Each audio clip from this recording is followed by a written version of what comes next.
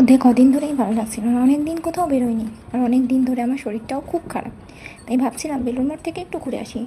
অনেককে বলেছিলাম নিয়ে যাওয়ার জন্য, কিন্তু কেউ নিয়ে যায়নি।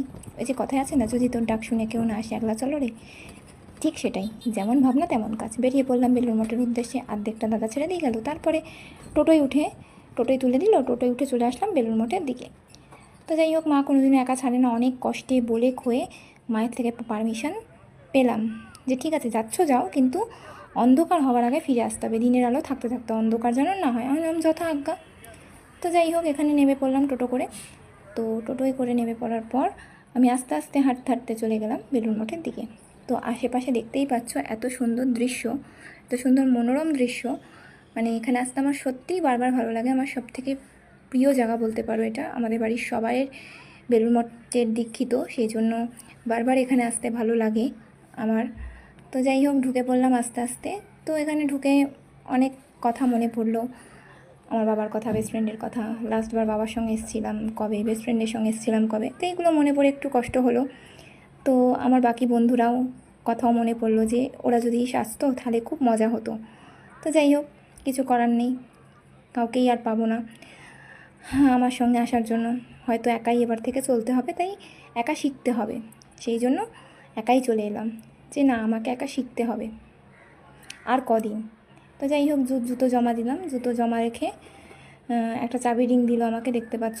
তো এই চাবি রিংটা যত্ন করে রাখতে হবে, এটা না দেখালে আমি জুতো পাবো না, খালি পায়ে বাড়ি যেতে হবে।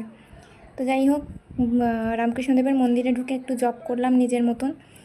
বাবার সঙ্গে অনেক কিছু শেয়ার করলাম, মনের অনেক কথা যেগুলো মনে জমেছিল। তো জানো, ভেতরে ভিডিও ক্যামেরা করতে দেয় না, তাই করতে পারিনি, তোমরা সবাই জানো। তো বাইরের এই সুন্দর দৃশ্যগুলো ভিডিও ক্যামেরা করলাম। সুন্দর হাওয়া দিচ্ছে, পরন্ত একটা রোদ্দুর, মানে সব মিলিয়ে অসাধারণ একটা দৃশ্য। তো আমার খুবই ভালো লাগলো। কিছুটা সময় আমি একান্তে নিরিবিলিতে কাটালাম, সবাইকে ছাড়া হয়তো। তো যাই হোক, তারপর চলে এলাম আমি গঙ্গার ঘাটে একটু সুন্দর ফুরফুরে হাওয়া খেতে। তো গঙ্গার ঘাটে সত্যিই খুব ভালো লাগলো। ওখানে বসেও অনেক খারাপ ভালো স্মৃতি সব মনে পড়লো। ভালো স্মৃতি মনে পড়ে হাসলাম, খারাপ মনে পড়ে চোখে জলও এলো। তো সত্যিই খুব ভালো লাগলো আজকের এই দিনটা।